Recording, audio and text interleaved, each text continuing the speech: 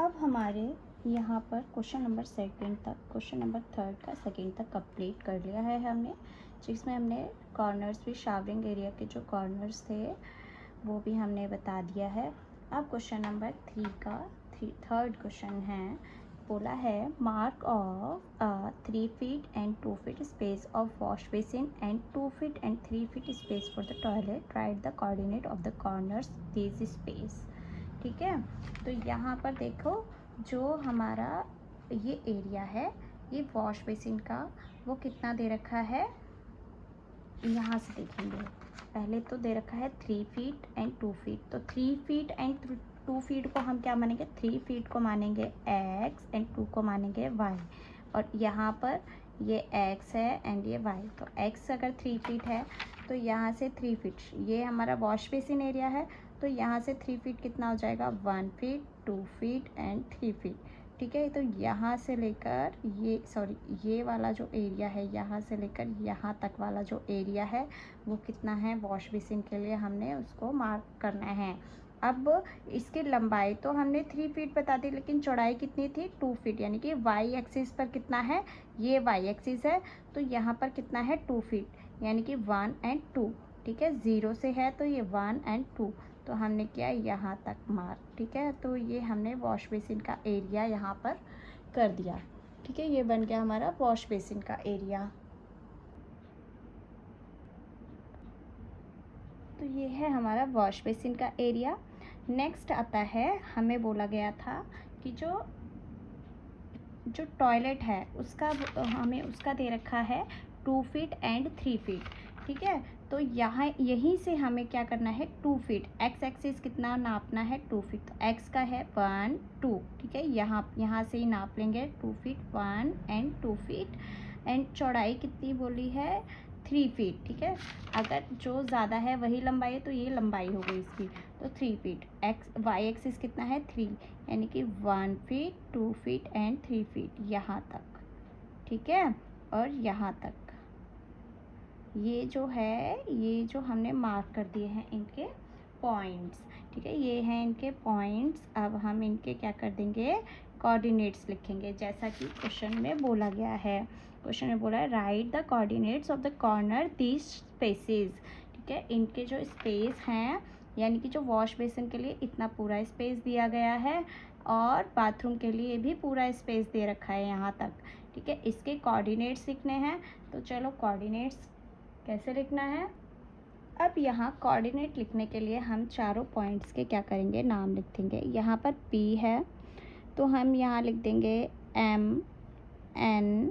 ठीक है, R तो है यहाँ पर, और यहाँ पर S लिख दो।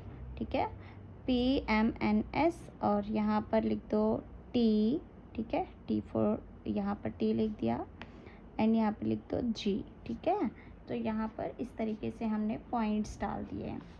ठीक है, तो ये है बाथरूम के लिए, ये वॉश बेसिन एरिया है।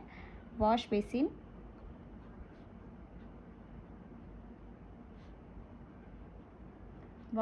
एरिया क्या है हमारा, PMNS। क्या है, PMN और S, इसके कोऑर्डिनेट्स लिखेंगे ऑफ PMNS। क्या है, P क्या है हमारा, जो हमारा X क्या है P पर, -6। ठीक है, एंड Y क्या है हमारा, 0। ठीक है, तो हमने लिख दिया यहाँ पर 0। M क्या है हमारा, M क्या है, जो X क्या है वो है -3, और Y क्या है वो भी 0 है। ठीक है, अब N क्या है हमारा, X क्या है -3, और Y क्या है यहाँ पर 2।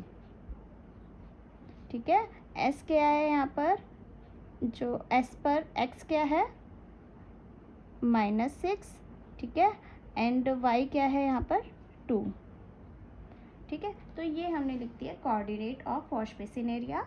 अब लिखने हैं हमें कोऑर्डिनेट ऑफ टॉयलेट एरिया। तो हम यहाँ पर एक पॉइंट और लिखना है, क्योंकि ये वाला पॉइंट भी है यहाँ पर, तो लिख देंगे हम यहाँ पर RST, हम लिख देंगे यहाँ पर QRST, U लिख देंगे। ठीक है, तो हमने लिख दिया, यहाँ पर लिखेंगे हम टॉयलेट एरिया। हमने क्या बनाया टॉयलेट एरिया के लिए पॉइंट UTGS, UTGS,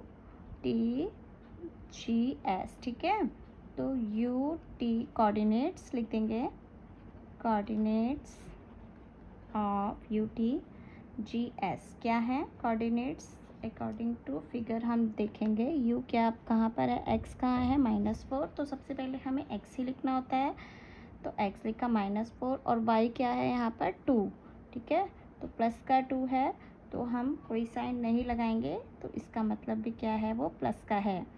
t पर देखेंगे x क्या है हमारा -4 और y क्या है 3, ठीक है। y क्या है हमारा 5 है, सॉरी 5 है, ठीक है 5। अब g क्या है हमारा, x क्या है -6 एंड y क्या है 5, और s क्या है -6 एंड +2, ठीक है।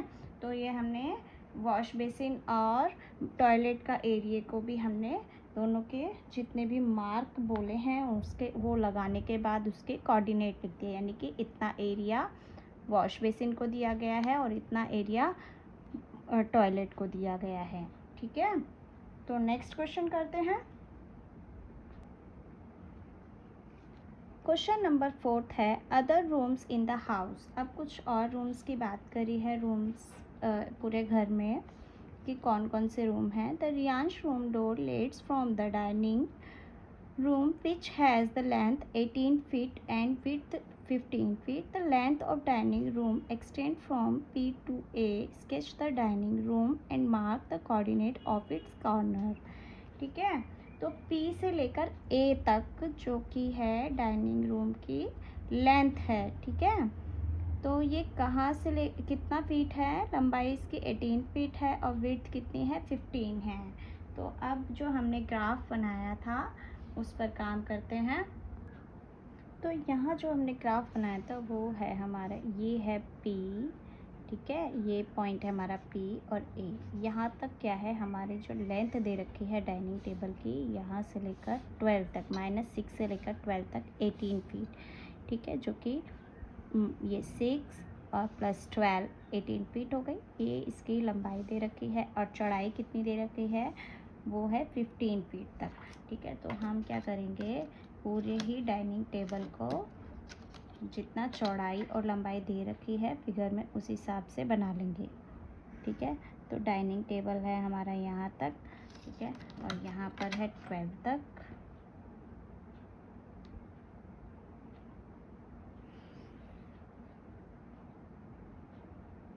ठीक है।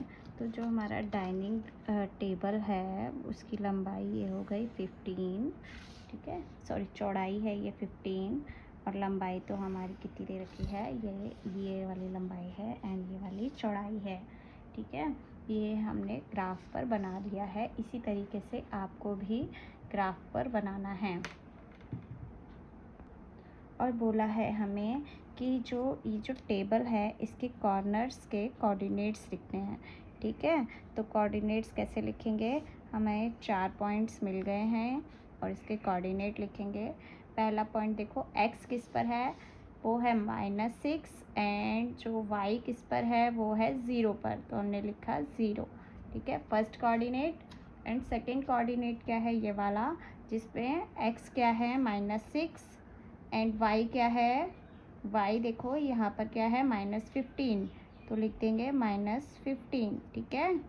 देन हमने यहाँ पर इसके नाम भी लिख सकते हैं हम यहाँ पर, ठीक है, नाम के हिसाब से आप क्या कर लोगे, इसका कर दोगे। ये P, ये A है, ये P है, इसको B रख दो, इसको C रख दो, ठीक है।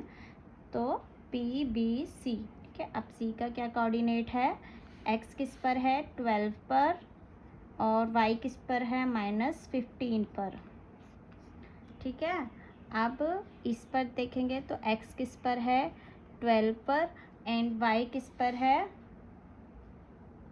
y किस पर है सॉरी ये वाला y किस पर है 0 पर, ठीक है, y किस पर है 0 पर है।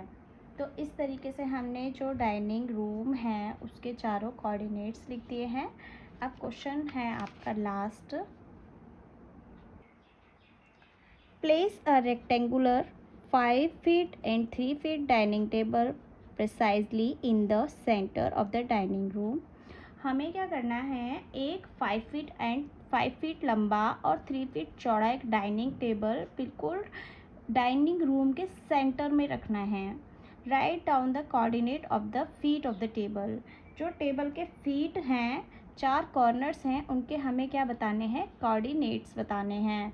ठीक है, तो हमारी जो टेबल की लंबाई और चौड़ाई क्या है, लंबाई है 5 feet एंड उसकी चौड़ाई है 3 feet। तो इसकी लंबाई और चौड़ाई के लिए जो हमें दे रखी है 5 feet और 3 feet, अब हमें क्या करना है, सेंटर पर रखना है। तो इस पूरे डाइनिंग रूम का सेंटर पॉइंट क्या है, इसके सेंटर पॉइंट को देखने के लिए हमारे पास 2 तरीके हैं। देखो, या तो आप इसको क्या कर दो, इसका एक विकर्ण निकाल दो, यानी कि इसका एक हाइपोटेनस निकाल दो। ये 90 डिग्री पर है और इसका भी हाइपोटेनस निकाल दो। तो जो जहाँ पर ये मिड पॉइंट पर मिलेंगे, ठीक है, वो क्या हो जाएगा, इसका सेंटर पॉइंट हो जाएगा। या फिर आप क्या करो, अब हम जब क्वेश्चन सॉल्व करेंगे तो हमें बीच का पॉइंट निकालने के लिए हमें लिखना भी पड़ेगा। तो हम क्या करेंगे, इस एक्स एक्सिस का बीच का पॉइंट निकालने के लिए हम क्या करेंगे, 12 माइनस 6 करेंगे। ठीक है, या सॉरी, इन दोनों पॉइंट्स को हम प्लस करेंगे। ठीक है, 2 पॉइंट्स को a प्लस पी अपॉन 2 कर देंगे। तो a क्या है हमारा 12 है एंड p क्या है हमारा -6 है। ठीक है, और एंड क्या कर देंगे, अपॉन 2 करेंगे।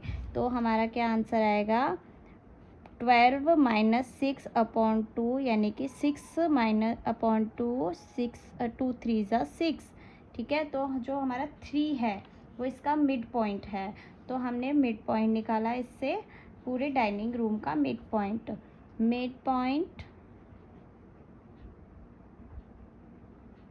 Of dining room. ठीक है, ऑफ एक्स एक्सिस, ये एक्स एक्सिस का है ये। ठीक है, मिड पॉइंट। तो हमने क्या निकाला, 3। तो मिड पॉइंट कैसे निकल के आया हमारा, 3 निकल के आया, जो कि हमने यहाँ पर लिख दिया। ये है हमारा मिड पॉइंट। ठीक है, अब वाई एक्सिस का मिड पॉइंट कैसे निकालेंगे हम, वाई एक्सिस का मिड पॉइंट, वाई एक्सिस में क्या है, लेंथ पूरी, ये पूरी -15। तो हमने लिखा -15। ठीक है, पहले तो लिख दो यहाँ पर, mid point of dining room from Y axis. ठीक है, ये लिख दिया हमने, फ्रॉम वाई एक्सिस। वो कैसे लिख देंगे हम, मिड पॉइंट, देखो अब वाई एक्सिस पूरा कितना लंबा है, 0 से लेकर -15 तक है। ठीक है, 0 से लेकर -15 तक। तो हमने लिख दी इसकी लेंथ पूरी -15 अपॉन 2, इसको हाफ करने के लिए। तो हमारे पास जो वैल्यू आई है वो आई है 7.5, वो भी माइनस का। ठीक है, हमारे पास 2 पॉइंट आए हैं, एक्स एक्सिस पर 3 है एंड वाई एक्सिस पर क्या है, -7.5 है। तो अब इन पॉइंट्स के हम इस अब ग्राफ में देखेंगे, एक्स एक्सिस पर मिड पॉइंट क्या है, ये 3 है एंड वाई एक्सिस पर है -7.5। ठीक है, ये वाला मिड पॉइंट है। अब जो ये पॉइंट्स मिलेंगे वो हमें कहाँ मिलेंगे, ये जो पॉइंट मिल रहा है, एक पॉइंट यहाँ है, यहाँ से लेकर यहाँ तक ये। ठीक है, और ये भी, इसको भी लेकर जाएंगे बिल्कुल इसके जस्ट सामने, ये रहा पॉइंट। ये डाइनिंग रूम का बिल्कुल मिड पॉइंट है ये वाला। ठीक है, ये है मिड पॉइंट। अब हम इसे यहाँ पर हमें बिल्कुल बीचों बीच क्या रखनी है, टेबल रखनी है, डाइनिंग टेबल रखनी है। अब डाइनिंग टेबल की जो लंबाई कितनी बताई थी, 3 फीट। ठीक है, तो लंबाई को हम इस तरीके से रखेंगे 3 फीट एंड चौड़ाई को इस तरीके से रखेंगे। तो 3 फीट को 5 फीट और 3 फीट बताई थी। ठीक है। डाइनिंग जो टेबल है उसकी 5 फीट तो उसकी लंबाई है और 3 फीट उसकी चौड़ाई है। तो लंबाई जो है 5 फीट को आधा आधा कर देंगे, यानी कि 2.5 फीट इधर कर देंगे, 2.5 फीट इधर कर देंगे, यानी कि 2.5 इधर 2.5 इधर, इस पॉइंट से। ठीक है, बीचों बीच पॉइंट है तो 2.5 ये 1 फीट, 2 फीट और ये आधा। ठीक है, और यहाँ से देखेंगे 1 फीट, 2 फीट और ये आधा। ठीक है, ये हो गई हमारे टेबल की लंबाई यहाँ से लेकर यहाँ तक। अब इसकी चौड़ाई निकालनी है, कितनी है? 3 फीट है चौड़ाई, इसको भी 3 फीट का आधा आधा कर दो, यानी कि 1.5 1.5 1.5 ऊपर 1.5 नीचे। ठीक है, तो यहाँ से लेकर यहाँ तक आधा है एंड एक और जोड़ देंगे इसमें। ठीक है, तो ये हो गए 1.5, यहाँ से 1 आधा और 1 और, ये हो गया 1.5। ठीक है, तो ये हमारा हमने मार्क कर दिया टेबल को। अब टेबल पूरी बना देंगे। हमें चारों पॉइंट्स मिल गए, यहाँ से लेकर यहाँ तक और यहाँ से लेकर यहाँ तक पूरा इस टेबल को बना देंगे।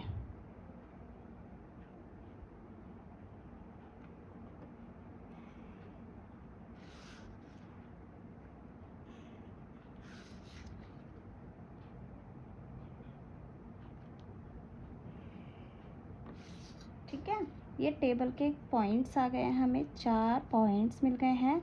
अब इसको हमने बिल्कुल सेंटर में इसके पॉइंट्स को रख दिया है। ठीक है, सेंटर में ये टेबल रख दी है। अब इसके पूछे हैं कोऑर्डिनेट्स। ठीक है, तो कोऑर्डिनेट्स कैसे बताने हैं हमें? देखो, अब इसका हम नाम रख देते हैं डी ई और क्यू और यहाँ लिख देते हैं जेड।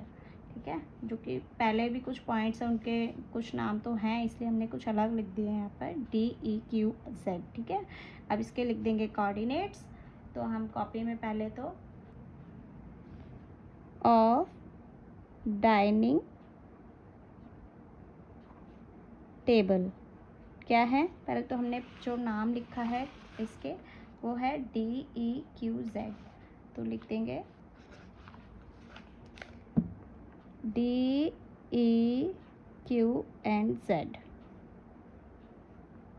अब इसके कोऑर्डिनेट लिख देंगे हम यहाँ।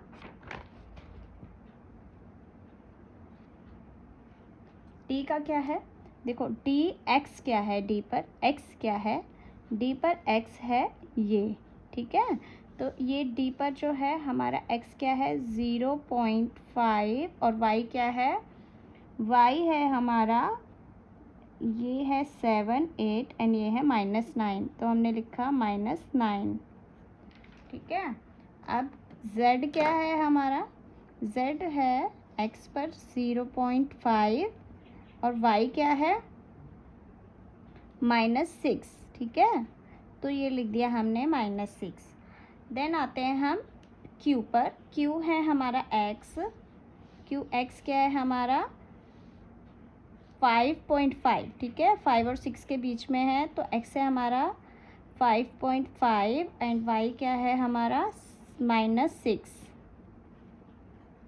अब e क्या है हमारा, e पर x क्या है वही 5.5 है और y क्या है -9। ठीक है, तो ये इस तरीके से क्या बन जाएंगे हमारे कोऑर्डिनेट्स, और यही हम अपने कॉपी में लिख देंगे। ठीक है, सारे कोऑर्डिनेट टेबल का नाम लिखकर DEQZ करके इसके कोऑर्डिनेट्स लिख देंगे, और ये पूरा ही चैप्टर आपका ख़त्म हो गया है। तो ये एक्सरसाइज सेट 1.2 आपकी ख़त्म हो गई है। अब आगे क्वेश्चन आपके और होंगे इस चैप्टर में। तो ये चैप्टर आपके 1 2 3 क्वेश्चन 4 तक कंप्लीट हो गए हैं। तो आई होप आपको ग्राफ से आपको पूरा समझ में आया होगा।